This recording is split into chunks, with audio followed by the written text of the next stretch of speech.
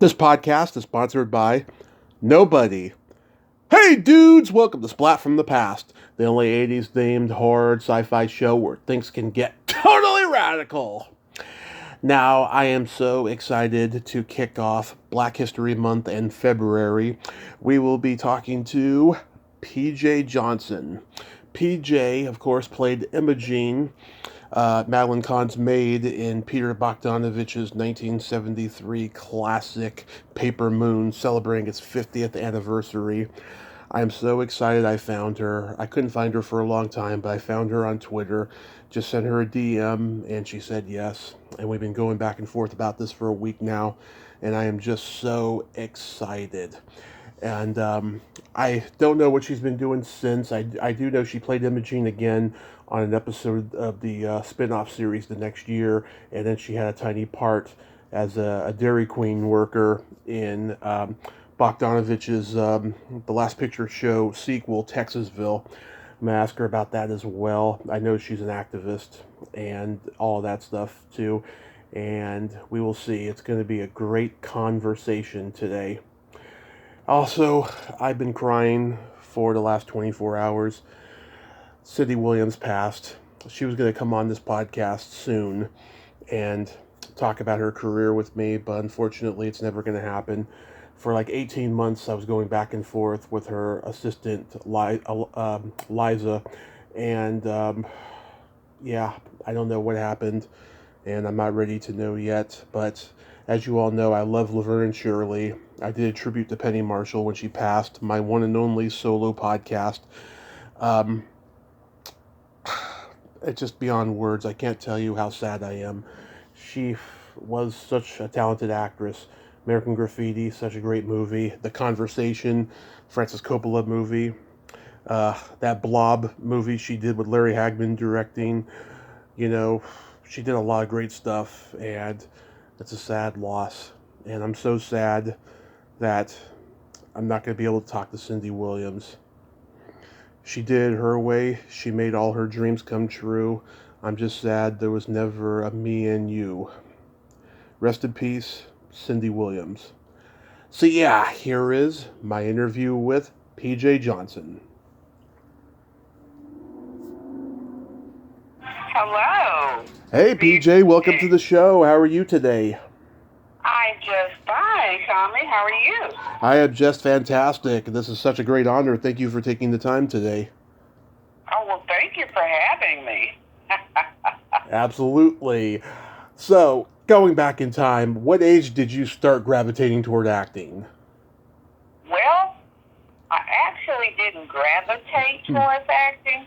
I went to his an art audition with a friend here in Houston, and we went to Gary Chason's place, and I read for the script, and then he sent us to Dallas, and that's where I got the part.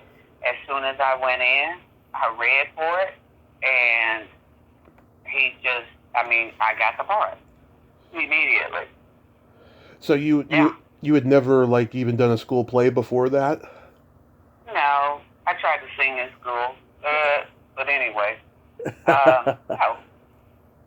And that was with the choir, and I guess my choir teacher didn't think I should have a solo, and I understand why. Okay.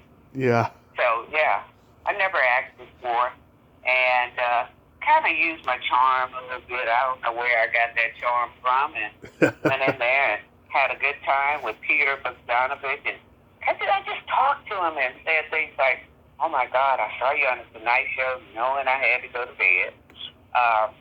And I was like, "Wow, you're much more handsome in person." That's why I got the con job. But anyway, yeah, and we just talked, and yeah. And I got the part. I was like, okay then, cool beans. I mean, everybody else just kept coming out of the place. I was like, wow. So yeah. there it is. Yeah.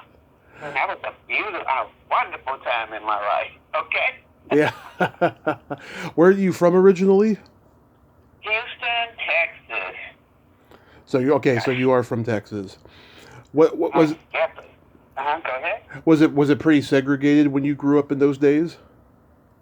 Let's see. I was born in '57. So yeah, pretty much. Just I never got a chance to experience any of it when I was grown, raised.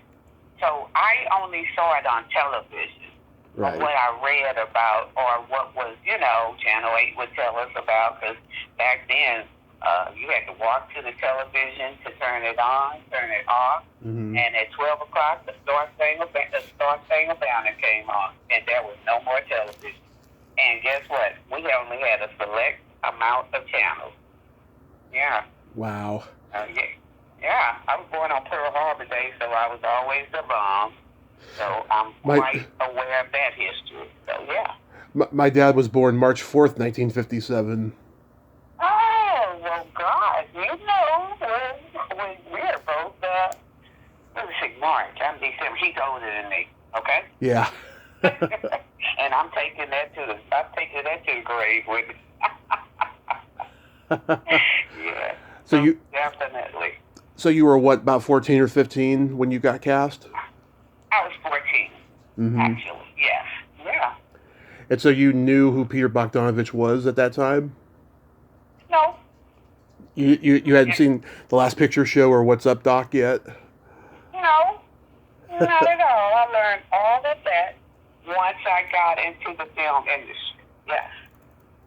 I learned about, I learned what movies he had directed and everything. Because, I was a kid. The Last Picture Show, I was not supposed to get in there, Yeah. I mean, I might be 65 now, but I have been a kid before. So, nah, my parents wasn't about that life, okay? Yeah. My dad snuck into some R-rated movies when he was like 14, 15 years old. He saw Dirty Harry and Fritz the Cat in the theater. Oh, wow, your dad was cool. I told her as a dad, you do something, boy, you're going to really be enraged, with the punishment. So, yeah. Yeah, we were watching those movies when my mom wasn't home. Oh boy!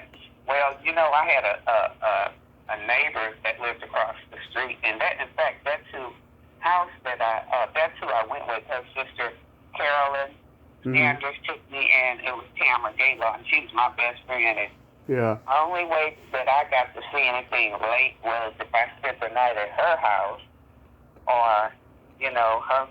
I'm not gonna tell anything of her mom. But anyway, we got a chance to, I get a chance to, see things like that, stay up late. But otherwise, no, it was 8 o'clock every night. Yeah. Every night. Yeah. Yeah. What did your parents think of this character Imogene in the script? They were overjoyed. They were elated.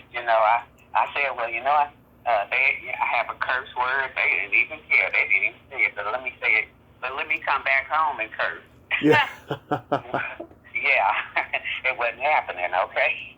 Yeah. It was not happening. Okay? So, it was a good time for me. I got to meet a lot of stars.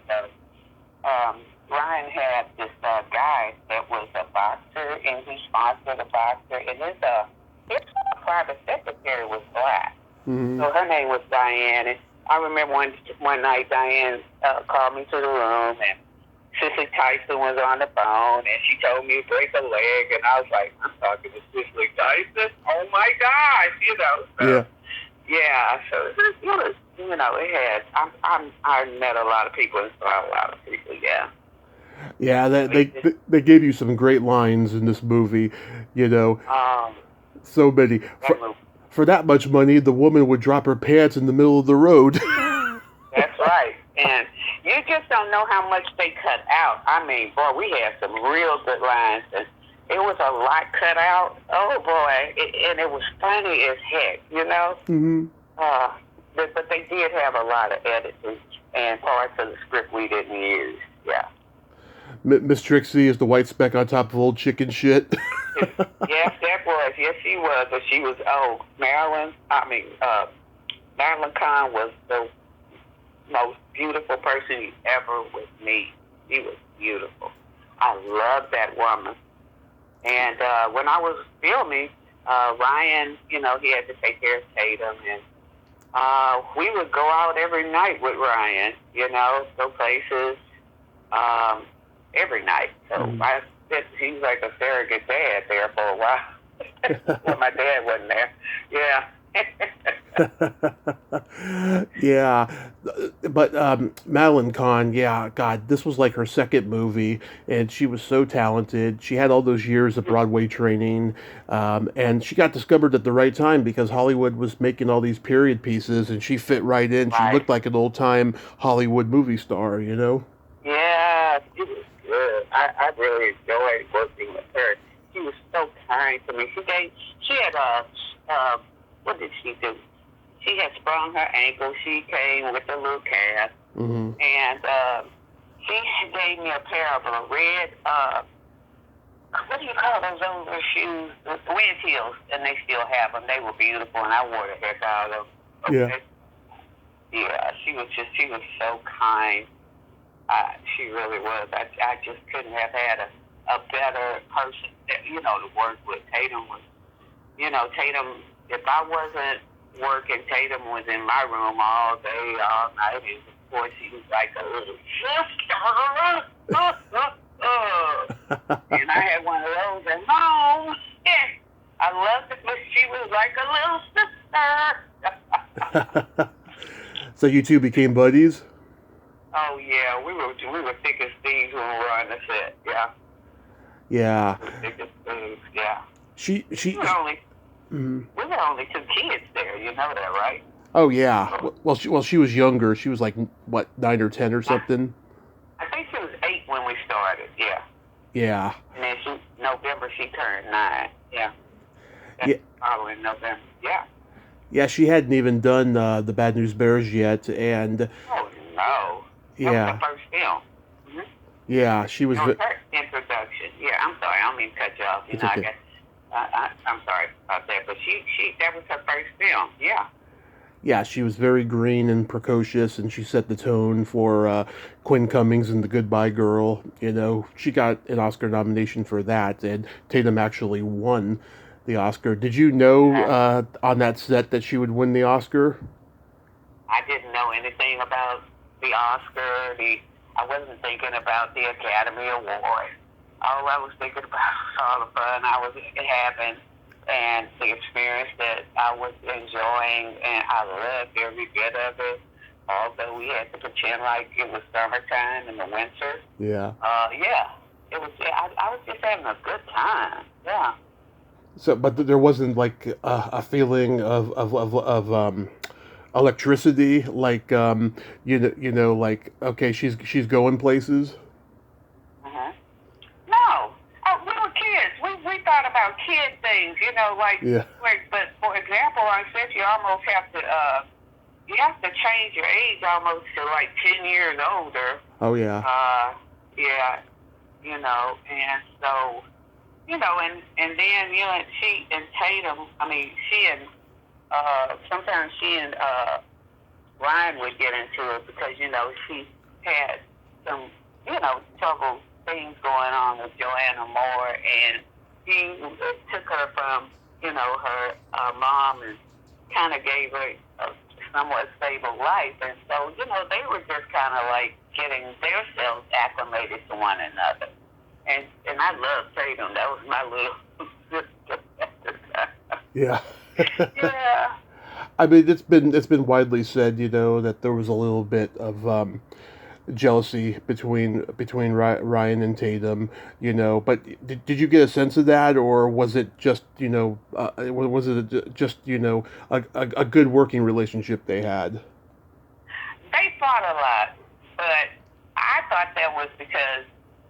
Just me, because we were kids and he was trying to direct her. And she was like, she, in essence, what she could say to Ryan, let me take my black ass home and try that, okay? I would be in, we have this hospital, this hospital called Ben Tops. It's an emergency hospital. I would have been there because they were trying to put teeth back in my mouth. Yeah. Get my arms back together and my legs. Yeah, my daddy would have became one of the Sopranos on my ass, okay? Mm-hmm. So, no, I wasn't trying that with Jules Johnson, boo. Not at all. But I don't know if it was jealousy, because I didn't know, but I know that, they just had, sometimes they were contentious. They were like, I'm putting up my boxing glove, you're putting up yours, too. We don't spar here. Yeah. That's like a lot of parents, but except for you weren't doing that in my house. Yeah. But was Ryan a good guy to work with, though? Oh, my God, he was the best. I love Ryan. I always loved him. He was the greatest.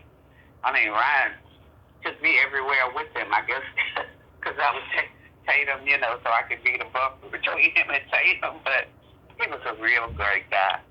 Yes, he was. I don't care what, he was good. He really was. I've always thought he's a better actor than people give him credit for. Yeah, he was in the Last Picture Show. Yeah. And oh, no. Good. He was in Love Story and What's Up, Doc? Wait a minute. You know what I'm thinking about? Peyton Place. Oh, Peyton Place. That's what I'm thinking about. That was a soap opera. And as a matter of fact, I ain't gonna cut you off, but I gotta say this because Go ahead. My ass is old as the Titanic, and I gotta get it out. No, I'm not that forgetful though. Well, I was at the Last Supper. Judas let me in, and I was doing rabbit ears behind Jesus. And of course, the apostles, with their good nature, led me out. But anyway, he was in this soap opera, and I bet I got a chance to see. Yeah. With Love, what was that? Peyton Place. Peyton Place. As a matter of fact, when we did the TV version, the television version of Paper Moon, when I worked with Jodie Foster, now that was weird. Yeah. And his brother in the film, Christopher Conley, played him. Right. So So he was good. I like Ryan. I love Ryan. Mm-hmm. It's amazing he's survived, because he's had leukemia and he's been through an awful lot. He's an amazing guy. He is. I don't care what anybody says. He's amazing. Okay. I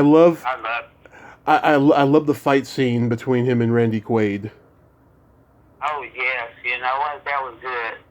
Except I don't like Randy anymore. I used to like him. Yeah, same here. I don't know what happened to that guy. I don't know.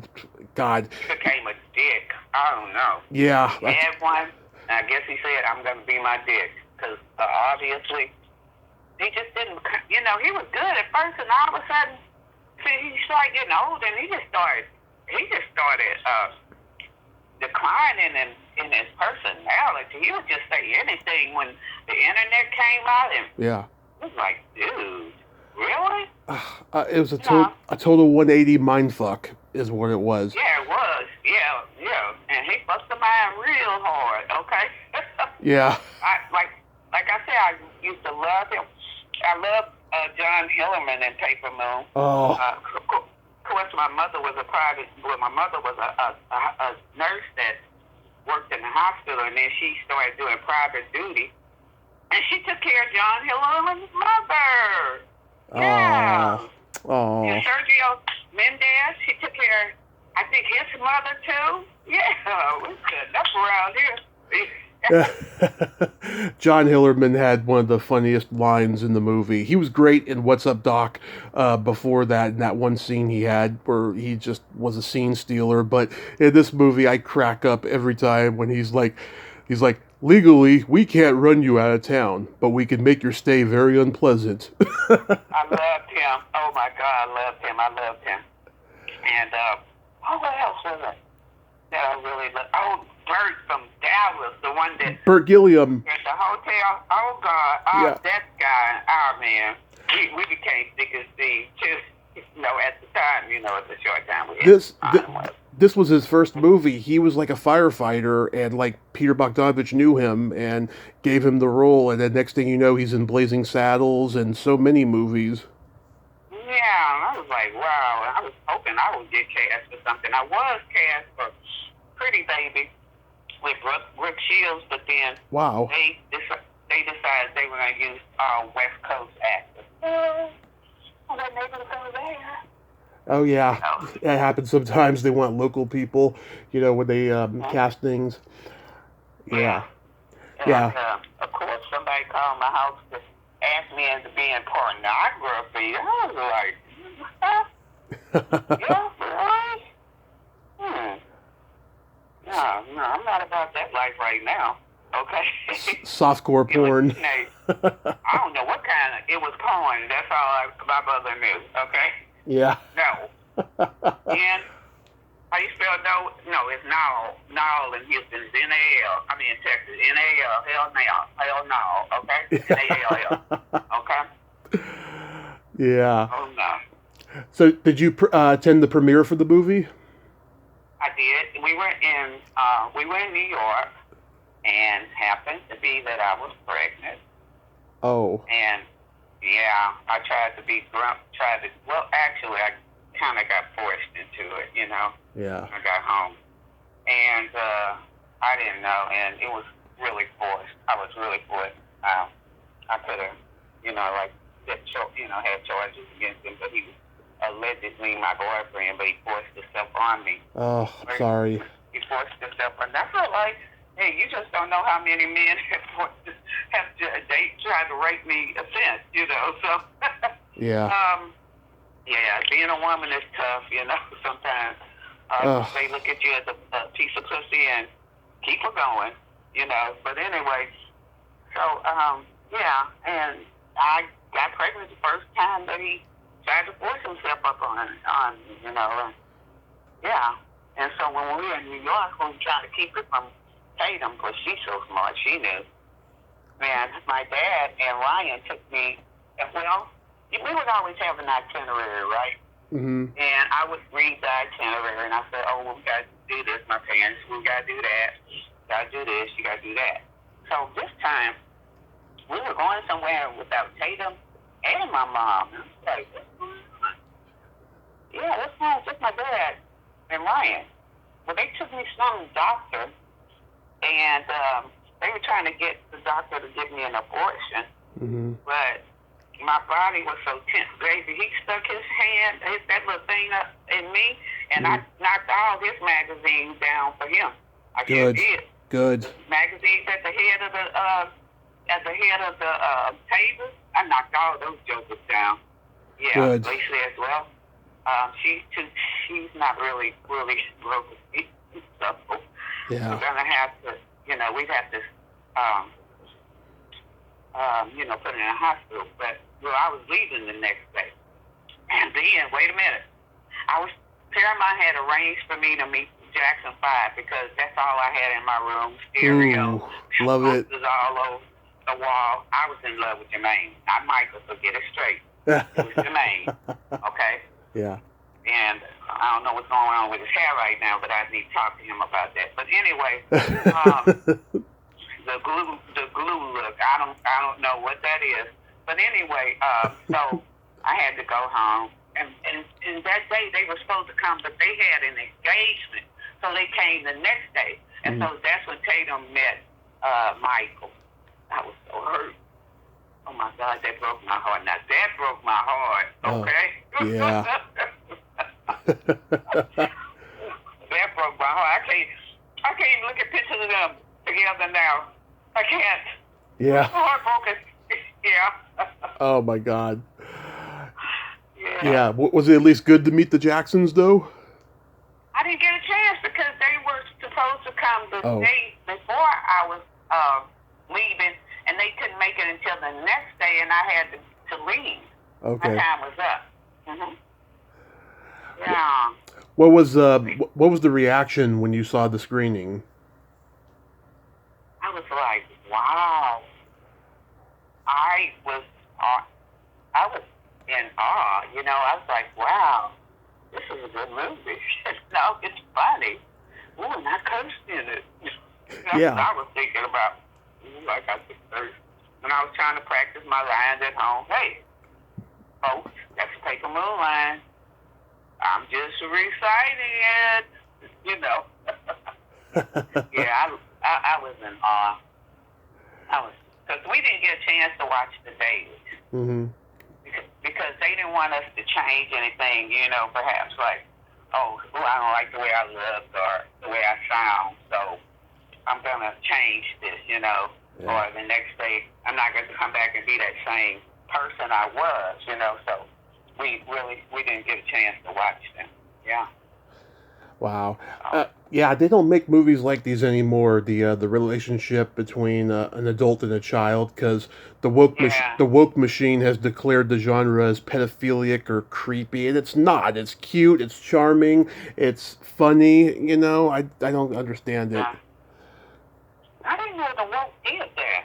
I didn't know. Okay, well, you're telling me something. Well, by today's standards, yeah, because they get upset about everything, you know, especially movies of the past that were kind of specific, you know. Yeah. Oh, okay. Oh, yeah. Like the, you know, like for example, the trans women Yeah. want Aretha Franklin's Natural Woman cancer. Oh God. Because Yeah. they're not of natural women, but if they only knew what we went through, you know, with our bodies and oh Lord, I wanted to be a man after a while. I'm not gay, but shoot, I was like, why wasn't I born a man? I wouldn't have to go through all this junk, you know? Yeah. they would run out and go get themselves a pair of jeans, I swear, but you know, that's who they are, and I got a little nephew, so I love him dearly. But he's not trans, but he does wear a dress every once in a while for a show. There's nothing wrong with that. I used to do the same thing when I was a kid. Uh-huh. I love him for it, you know, but it's like, there's just a lot of stuff going on, you know, that, this world. Yeah. So you mentioned before about the Paper Moon spinoff, which was a year later. So you said, working with Jodie Foster was weird? Well, she wasn't very friendly, and I knew she was gay when she was a child. Yeah. It might sound funny to you. It might sound weird. Oh, I thought so too. Because she was really masculine as a kid, you know. Yeah. Not really girly. Yeah. You know, and she was a tomboy. Yeah. No, I was a tomboy. There's a difference, you know. Uh-huh. You know, in a person's mannerism. And I was like, I'd be queer or something. But then I was like, well, you know, I shouldn't say that, and I hope I don't get sued for that. Oh, you won't. I don't have any money. Okay? No, you're okay. Yeah. Yeah. But that's what I thought about her. And she was so distant, and her mother had a girlfriend that was there. But, you know, that was fine because I had a cousin at home that had a boyfriend, you know, so. Yeah. That was fine, but her mama was so standoffish, and they weren't, like with Ryan, I was expecting the warmness, I was expecting, we were, you know, kind of like, you know, we would do things together perhaps, and it was not like that. It was like just the cold, we were just working. It was all about work, no warmth, no anything.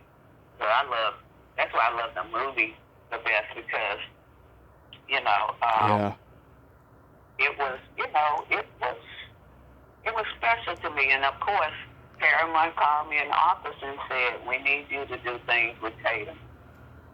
Okay, all right. Because, you know, they did have me to do, and not that I wouldn't have, no, because Tatum was like my little sister. She wasn't going anywhere. Mm-hmm. Okay, you could throw her out the room and she'll still be knocking. Okay, she can get on your nerves and she'll still be knocking. Okay? Yeah. So, you know, trying to wear my favorite, give me my jacket back. Okay. You know. Yeah. But then when she was like a little sister to me. Yeah. I really did. Yeah. But it was just so cold with Jodie. I was like, what do I do? You know. Yeah. Yeah, Chris Conley, he died way too soon. What was he like to work with? Oh man, oh my God! Now that was the part that made my working with the movie great. Chris was. Chris was the, God, he was just like Ryan, except for we didn't, go and do things. But he was like very, very nice to me. Very. I mean, I loved him. He would speak praises of me, and we talk. I'd tell him about what I knew about him, and it was just, oh my God, that guy was awesome. That's all I have to say. He was awesome. Yeah, there was a stage production of Paper Moon in the '90s, and Gregory Harrison played Moses Prey in that. I didn't know about that. Yeah. Wow. Wow. I had no idea about that. You know who co-wrote that episode you were on was Mary Kay Place. Did she? Yeah. Wow, I didn't know that either. Because Pascal was the one that called the house. Mm-hmm. And that's how I got the part. And somehow I was getting my own little parts, and my agent was sending me to like dumb blonde interviews. You saw me. Do I look like a dumb blonde to you? No. Track stars. Oh yeah, I had meat on my bones. Do I look like a track star to you? Yeah. Hopefully they'll use me. And just all kinds of roles that weren't fit for me. And so one day, I think when I got Paper Moon, Mm-hmm. I heard somebody in another room talking about, she took the money, just that, another, she didn't do any work, blah, blah, blah. So I sent her a nasty little four-word letter. Yeah. And after that, she dropped me from here to Zimbabwe. Okay? She blackballed me, and what she should have done was she should have talked to my parents and had me to apologize to her.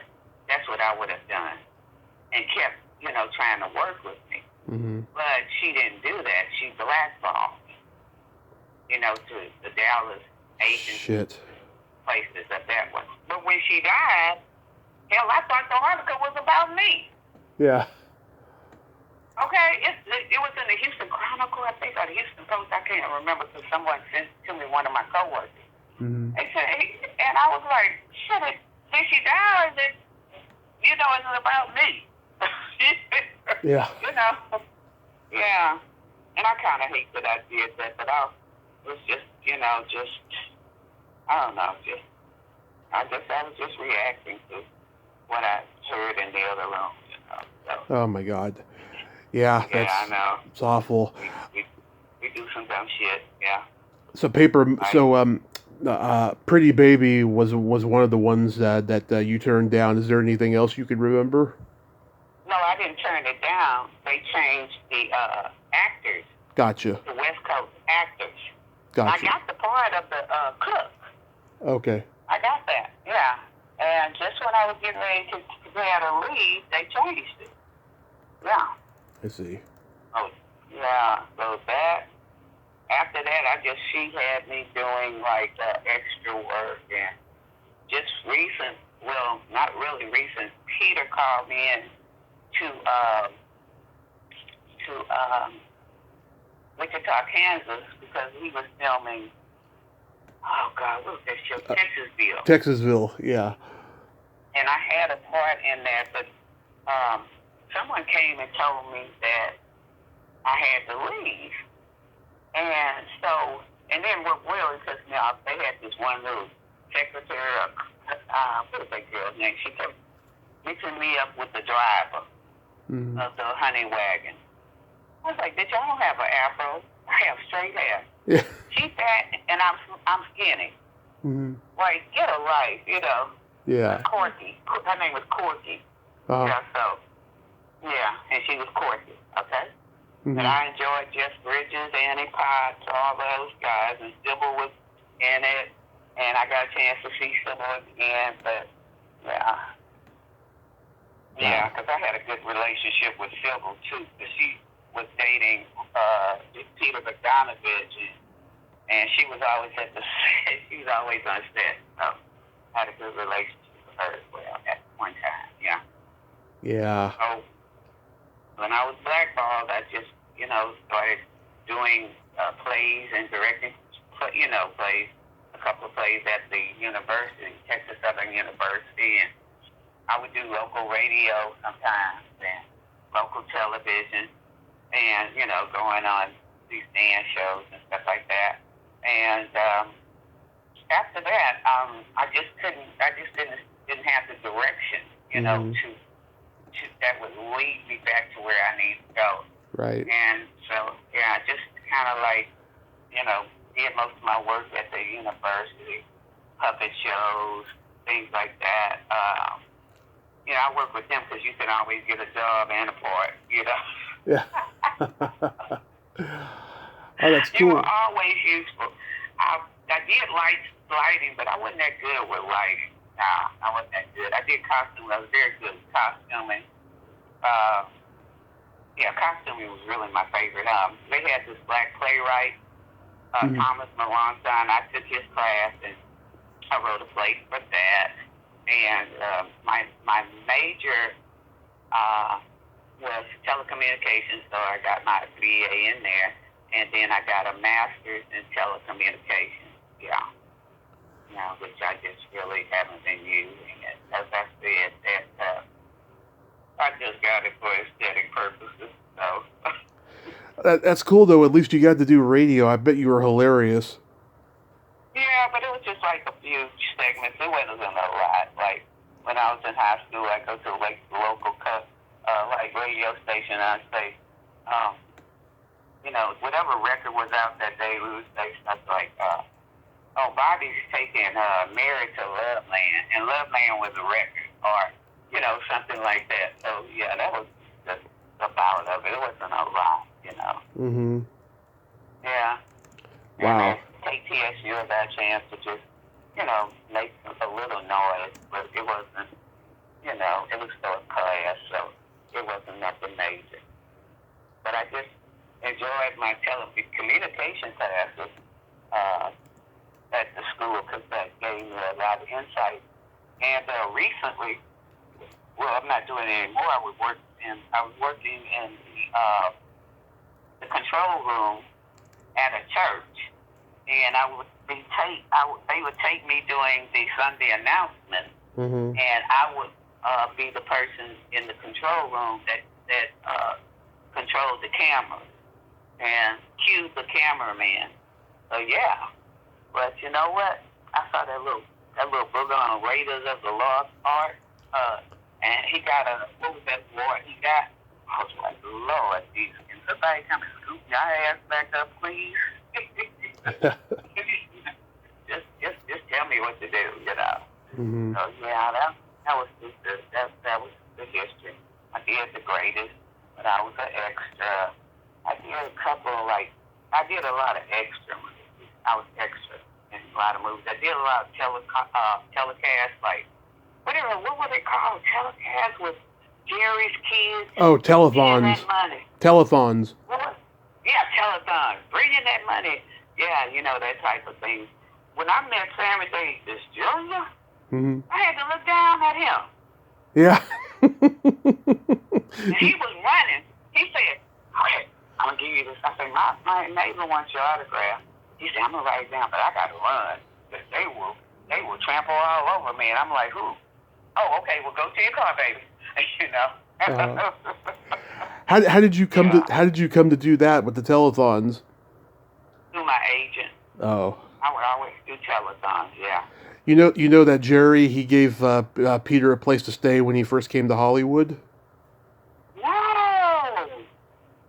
Yeah, because Peter, he was a reviewer, in New York. After he left the actor studio, he was a reviewer in New York and stuff, and he was preserving classic film, and he met Jerry Lewis, and Jerry gave him a place to stay when he first came out to L.A. I did not know that. Oh my God. Yeah.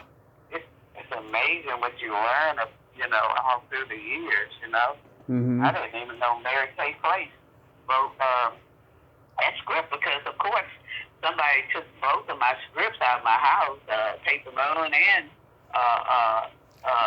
the Paper Moon television script. I mean, and my autograph books, my pictures. Oh my God! Yeah. I was hungry. They stole my jewelry.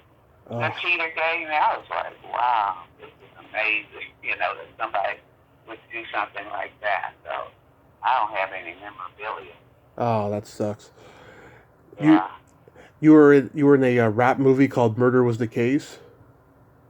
No, I don't know where that came from. That's IMDb. Okay, that's inaccurate. That happens Yeah, every now and then. yeah. I tried to. I told them I wasn't in that. No. Yeah. Yeah. So I don't know how they got that, but I was like, ooh, build me up, baby, build me up. Now I'm just joking. So what do you got going on these days? Well, right now I'm just being a great grandmother. I'm doing some TikTok. I just decided to just be my merry self and just go on TikTok and just say, you know, certain things. And I'm trying to get a following, you know, so maybe somebody will see my crazy self. I tell them, you know, what comes natural to me just because I'm very zany. I'm kind of zany sometimes. Maybe I don't sound like it right now, but I can come up with some funny shit, okay, to say to people. But so I try to, you know, try to remember, or when I come up with something, I try to start taping it now. Yeah. I wasn't doing that before. Yeah. Yeah. So I'm just on TikTok trying to, you know, see if I can branch out and maybe somebody will, you know, notice. Yeah. So I think, yeah, this internet is the way of, you know, production now and getting, you know, discovered. Yeah, which is crazy, but yeah, a lot of people are doing the TikTok thing. I'm not on TikTok. I don't know. I don't have the discipline to constantly make videos that are not my podcast. You know, I just Yeah, well, you got a podcast, okay? yeah. Well, you don't need this, yeah. You got a lot to deal with, you know. I don't have a podcast or anything. I'm just trying to figure out how to reinvent myself after that little fella from the Raiders of the Ark has been working for 30 years, and he just, what was that, the Golden Globe? He just won or something like that. Yeah. That's a good question. So, Yeah, who did win the Golden Globe? yeah, he's a little Asian guy. Oh yeah, Keek Wan. Yeah, he was, you know, so I'm just kind of like trying to reinvent myself any way I can without having to spend a whole lot of money, because you go there and try to reinvent yourself, boy, you're going to come out with cash. You know, they're going to try to milk you with pictures, because I did join this agency before, and shit, they were milking me for pictures and things like that. It was just, and you pay for it monthly, but you weren't getting any jobs, not even extra jobs. So I had to let them go, because that was too much. You pay $500 down and a monthly fee, and I wasn't getting extra jobs. Mm-hmm. Okay. Yeah, so that was pretty funky to me. So yeah, right now I'm retired from AT&T for 31 years. I'm doing a little work on the side, you know, to go with my retirement, and just taping my little TikTok. So, and then I'm going to try to promote myself when, you know, it costs a little money sometimes, so I can get more viewers.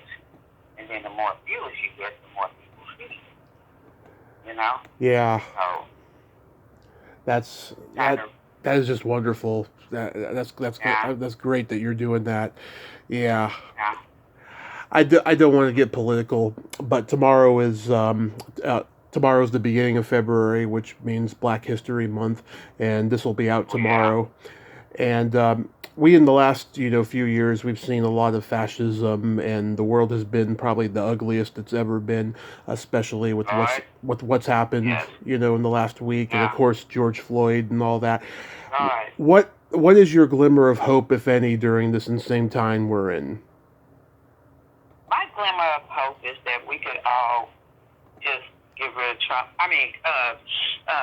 Come together as a whole, because we thought that it was just happening now, but it happened with Obama. Yeah. And what was those guys? The New York Five.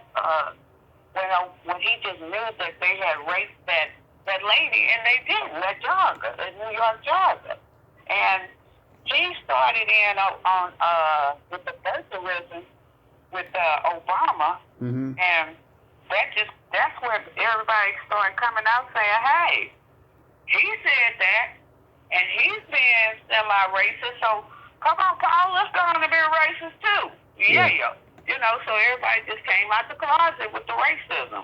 Yeah. And I'm sick of the Proud Boys, or they, you know, I'm tired of all these malicious. Black Lives Matter. It doesn't really matter when you have black policemen killing each other, and I like black. I'm not trying to go against them, but you got a whole set of black people that are killing each other all the time. You know, but can we get a white man a break? Because they were abolitionists, and if it wasn't for them, we weren't getting out. You know, my grandmother was white. One of my grandmothers was white. You know, and the other one was, her dad was black and white, and her mother was, my dad's mom, was black and Indian. So, you know, I'm a mutt. I really am. Yeah. So, yeah, I'm a mixture of mutt. So, yeah, you know, it's just like, can we just stop? You know, you don't want blacks to have rights. You don't want homosexuals to have rights. You don't want, now in Texas, my governor is saying that he's trying to pass a law where Asians, any type of Asian, I can't, now I'm having sometimes. But I hate this man so badly. That's why I am. I call him Roll Over Rock. He's in a wheelchair. God forgive me for being ugly, but he's ugly. Yeah. And when you're handicapped and you're not nice, you deserve ugliness too. He's a racist. He's telling these people that when they come over to America, who else was it? I can't remember who else. But he's trying to pass a law that they can't even own any land. Yeah. So what does that sound to you? The baby Ku Klux Klan? Yeah, I think he's a Klansman, and he's married to a Mexican. Well, you have to remember, John Wayne was married to 3 Mexicans.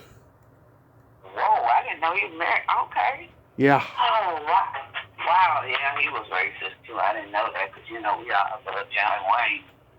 We didn't care. But, that's a little funky, you know?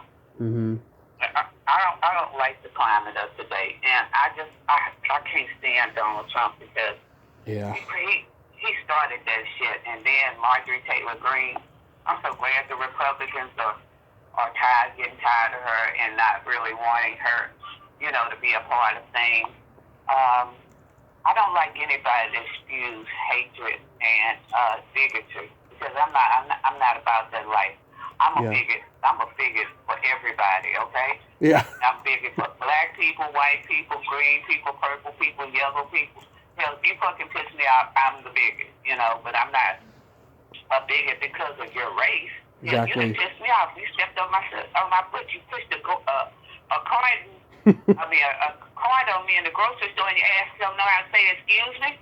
You know, that's the kind of shit. And old folks about to get on my nerves too, but now I can't say that because I'm an old folks. They running and people hitting you with the car and acting like they don't know how to say excuse me. But forgive me for that one. But that's what kind of bigot I am. I'm just I'm just an everybody bigot. You piss me off, you're gonna hear from me, but I don't, you know, like call them. I'm not gonna sit there and say, well, you cheek or you this, that, and other, and you know, come out like that. I'm just gonna, you know, let you have it, you know. Yeah. So I'm just tired, you know. And I really don't let people have it though, because there's too many guns and shit around here. I'm not about that life either. Shit, you'll get shot in Houston just for jumping in front of somebody in a car. So I don't do that. I love life too much, you know. Mm-hmm. So I'm tired of it. I can't stand it. I just wish that it hadn't happened because it's gone off the rails, you know. Mm-hmm. And people want to talk about Joe Biden, but I like Joe Biden. Although I didn't vote for him, I think I voted for Blumen. Mm-hmm. Oh God, now I can't remember that sometime again. Probably don't want to say it out loud. But I didn't. Yeah, but Joe is cool with me. You know, Mm-hmm. he's cool with me. Now, the only thing I don't understand about Joe is, he's supporting the Ukrainians. But when I saw this video of how the Ukrainians were doing black people, I was like, shit, wait a minute, do I want to support them? But it's about allegiance to the country. Yeah. It's not about, their prejudice. And because they were making things like, don't send any niggas down here to help us out. Bitch, you need help. What difference did the color make, Mm-hmm. And so that was passed around to, on the on what was that, Instagram and things of that nature. The hashtag Me Too. Yeah.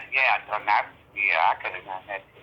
But anyway, so that was, some of the scenarios that was taking place at that time. So hey, so this is just the troubled world. I just hope it straightens out by the time my grandchildren get older. Well, they're older right now because I started early. My great-grandchildren, and thank God they don't have to see any of that because we're working for them to try to prevent them from, even having to notice that. Okay? So, Mm-hmm. so it's just, it's a toxic world. But it gets even more toxic when you're sitting up there talking about the white man is doing this to you and you're over there sitting your damn self. That's where I have a problem. Yeah. Stop killing each other first, shit, and then, that was bad with George Floyd, but then just hell, could have cut it out. Yeah. Yeah. It's toxic. It's territorial. It's just something I never thought I'd see in my lifetime. Well, I didn't get to see it, during the 50s. So I didn't get to see it during the 60s. I just got to see the marches, on television. And, that was it. And my mom, one summer, just sent me to Black History classes at the Catholic Church.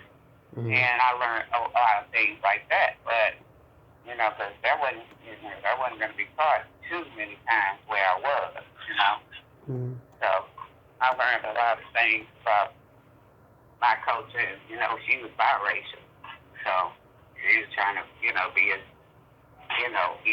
even level as possible, Yeah. Well, she still is biracial, but she still is very big.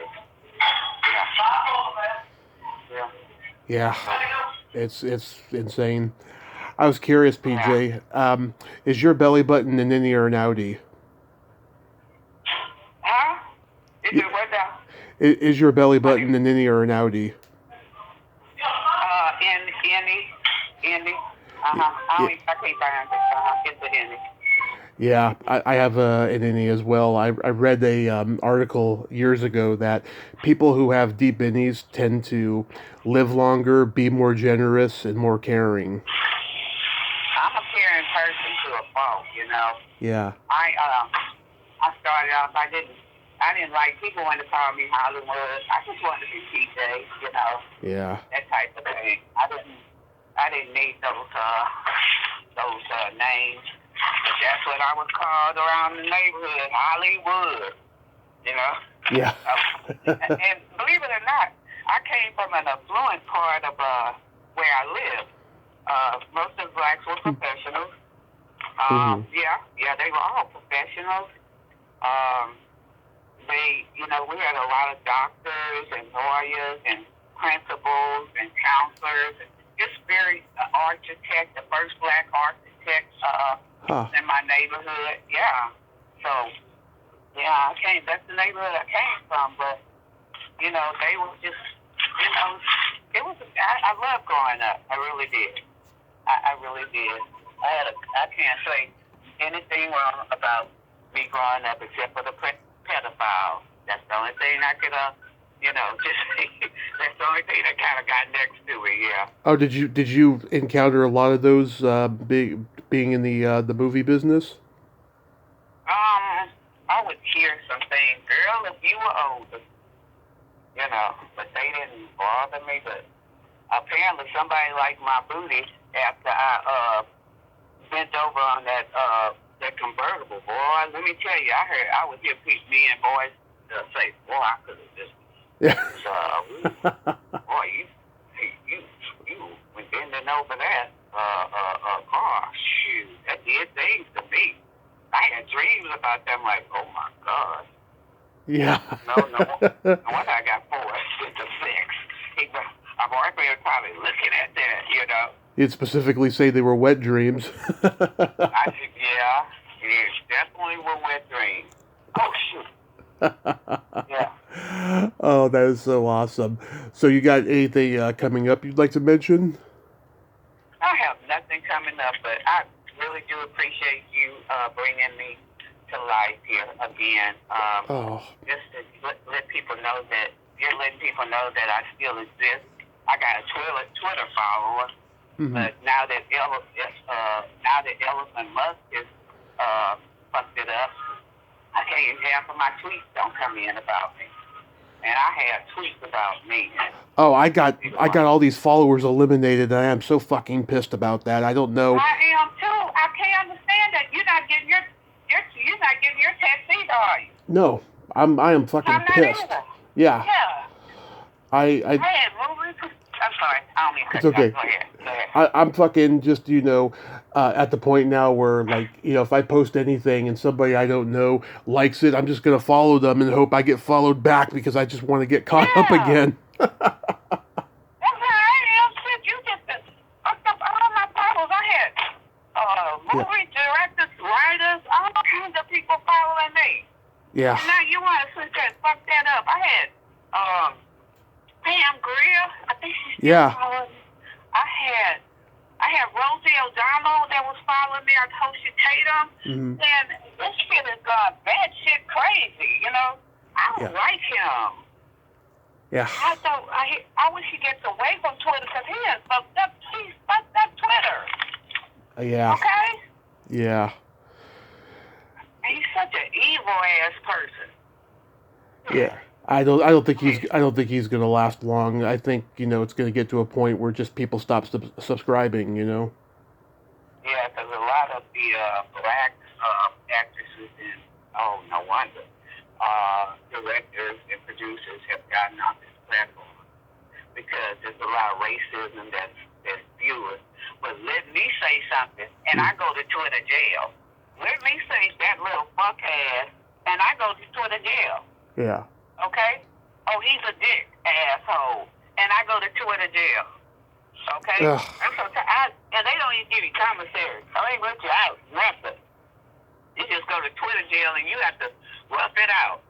Shit. It's like, let's just, I don't know if I like that. If I don't really want to deal with Twitter, act like that, but, that's one of the largest platforms, so, I'm over there just fighting people, so. I'm glad I found you on Twitter, I was hoping to find you, and this has been a great conversation. I got a joke for you. What is it? What do you call a boy that doesn't masturbate? A girl? A liar. A what? A liar. You ain't lying because my little brother, I don't know how old he was, but he wouldn't giving up the restrooms, okay? Yeah. He wasn't giving them up. Like, hey, why is that motherfucker in the restroom all the time? You gotta take a bath. I don't know. So I guess now I know what he was doing. Yeah. Yeah. It runs in my family, certainly. Yeah, so now I know what it was, and I say, okay, because I didn't know what he was doing. So PJ, thank you so much for coming on. This has just been wonderful, and I'm glad you're still out there, and I hope you get lots of TikTok subscribers, and thank you so much. Tommy, it has been a pleasure. Thank you for calling me and asking me to do this podcast. It really gave me a time, it gave me energy and gave me a little bit more life. And I love this. It's always wonderful to know that someone loves the movie and still loves the movie, because I hear a lot of people love that movie. So, yeah, I do appreciate it. I really do. And thank you for giving me a voice again. My pleasure. Have a great day and be safe out there. You too, Tommy. Thank you very much. Thank Bye-bye. you. Bye-bye. Well, there you have it. PJ Johnson. Ain't she a sweetheart? Oh, what a great lady. I'm glad she's out there making her dream happen still. Well, until next time, this is Tommy Throwback Kovac saying there's no shame in living in the past because the present sucks. Later, dudes.